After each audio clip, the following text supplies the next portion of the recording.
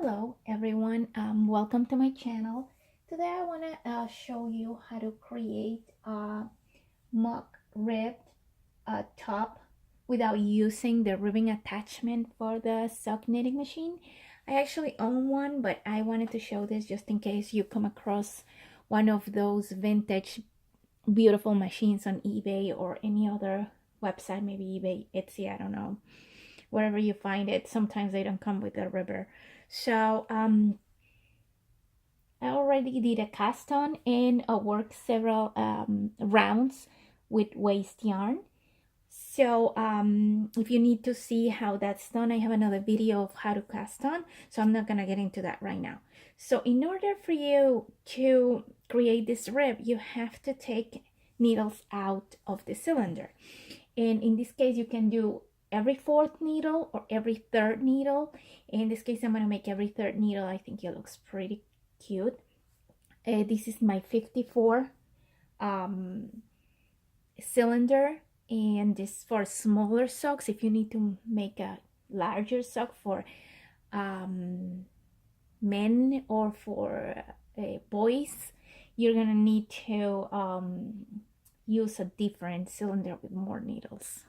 Okay, so let's start. I'm going to start taking out every third needle, and I'm going to start here and make sure that there's no anything preventing the needles to go up. So let's do that. So I'm going to be counting because that's how I do it. So 1, 2, and the third one. So the way you're going to do it is the next one or the one before, you're going to pull that needle. You see there's an elastic here, and that will help you to take this needle out. Don't worry about the stitch we have there. Is just waste yarn, so it doesn't matter that it runs. So again, 1, 2, I'm gonna pull the needle next to it, pull, turn, and take out. I will put them on a napkin, a piece of paper, because you know those are lubricated, so you're gonna end up with oil stains all over your table like I did on mine. So 1, 2, third, and take out. 1, 2, 3. It's a little tricky, and take out. 1, 2, 3. So I'm gonna take that one out. Let me do it with my left hand. And take out.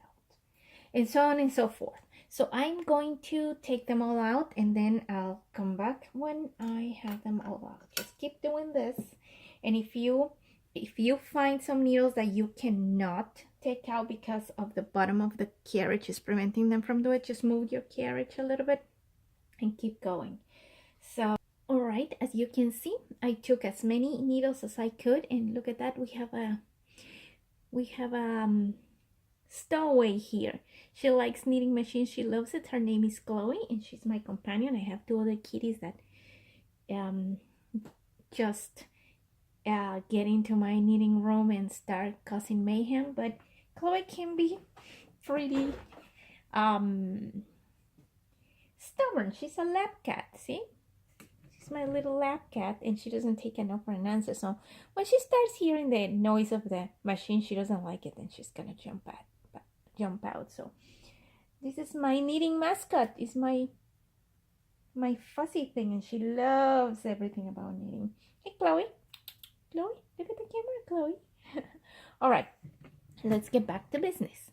So I'm gonna move the car a little bit here. Let's move Chloe out of the way. I don't want to bump her with the car. And see, I still need to take this ones out, and you can see how the ribbing is forming already.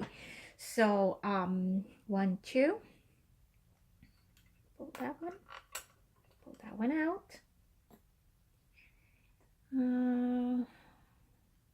1, 2.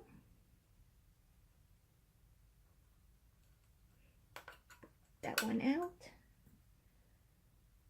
1, 2. Pull this one out. Oops, having issues. Chloe, wait. 1, 2. Chloe's trying to get to my needles, but no. No, kitty, no. So 1, 2. See how pretty it looks? Even if you wanted to use it for a fancy stitch, you can. I mean, why not? Oh, okay. This is as far as I can get. All right, so I have a couple more to go. Oops, I lost one stitch there, but it doesn't matter. I can just do this, and it will make another stitch by itself. So let me see, I have 2, 2, 2, 2, 2, 2, 2. It looks good. What do you think? All right, I'm gonna keep a couple of rounds. Let me move Chloe because we don't want to bump her with the machine. And see, and it forms its own stitch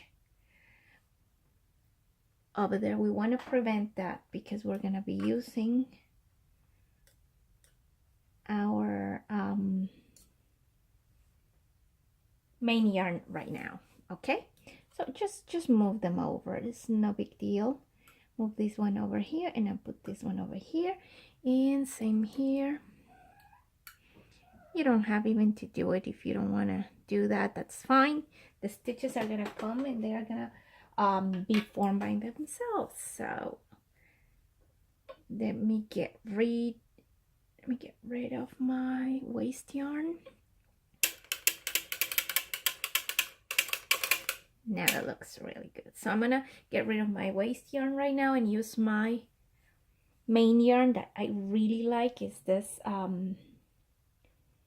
yarn specifically for socks. I like those ones because they already come with designs, are very cute. And let me show you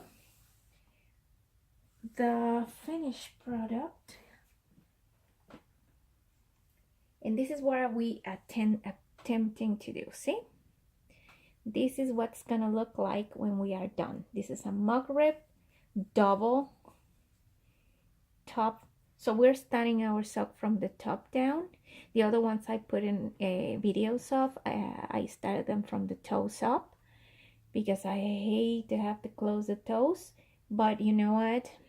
It's worth it. It comes up really cute. Look at the designs of this yarn. It's the same brand. And let's keep going.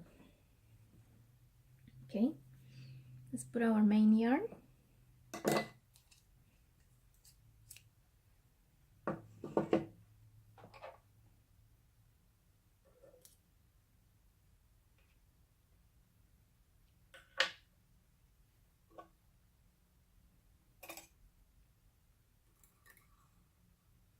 And we are going to work 30 rounds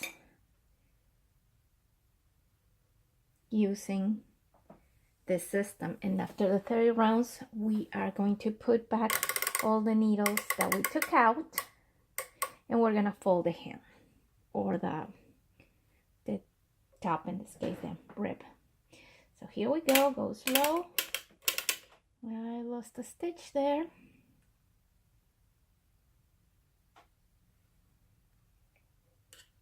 It's okay, we're getting back, no problem. We're getting back in the next round. So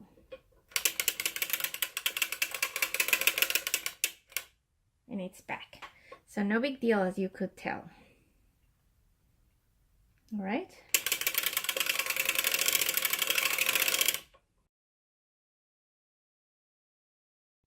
okay, so I'm almost done mounting the needles that I took out to make the rib.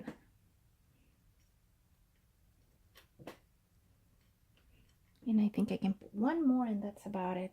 I'm gonna have to start folding my ribbing. Oh, this one didn't go in, so I'll have to wait. All right, so to do that, I'm gonna try to find the 2 strands I used when I joined the main yarn to the waist yarn. Careful, because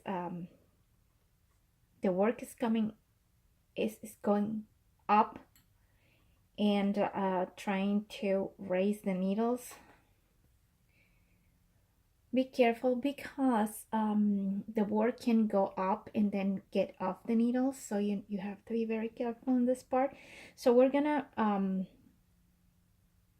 put all these little bumps here, and we're gonna mount them on the empty needles and the adjacent needles, trying to make it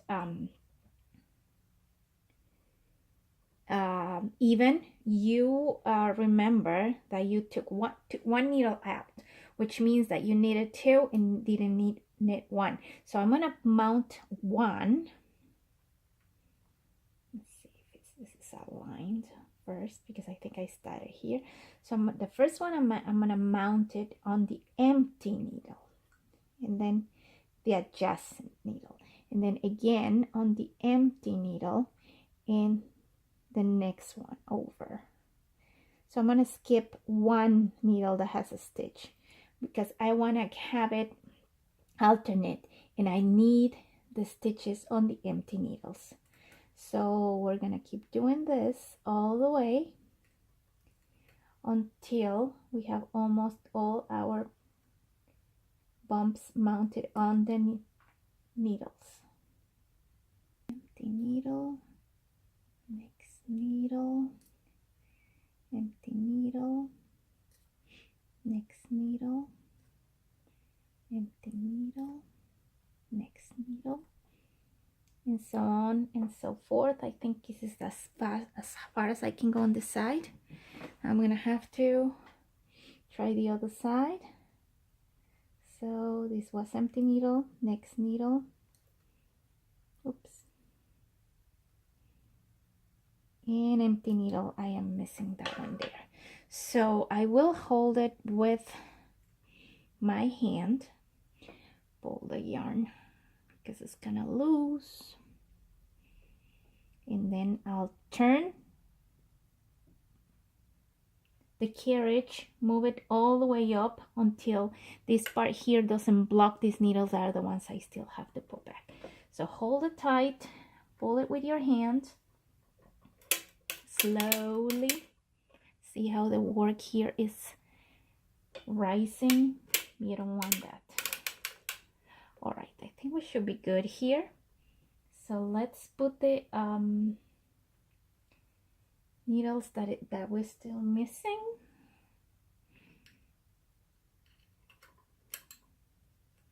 There you go.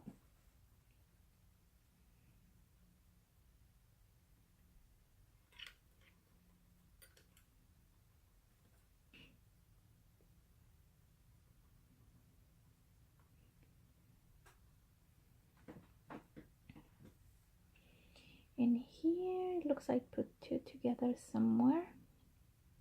So I'm just going to pull the one below. Here this is a pesky one.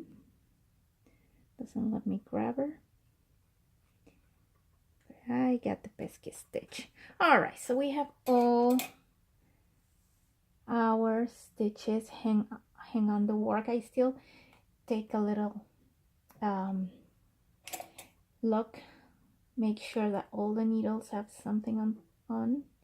I think we're missing something here. Here it is, another pesky one I missed. So make sure that you have all the needles. So I'm gonna put my weight back on, and then I'm gonna loose my cam a little bit.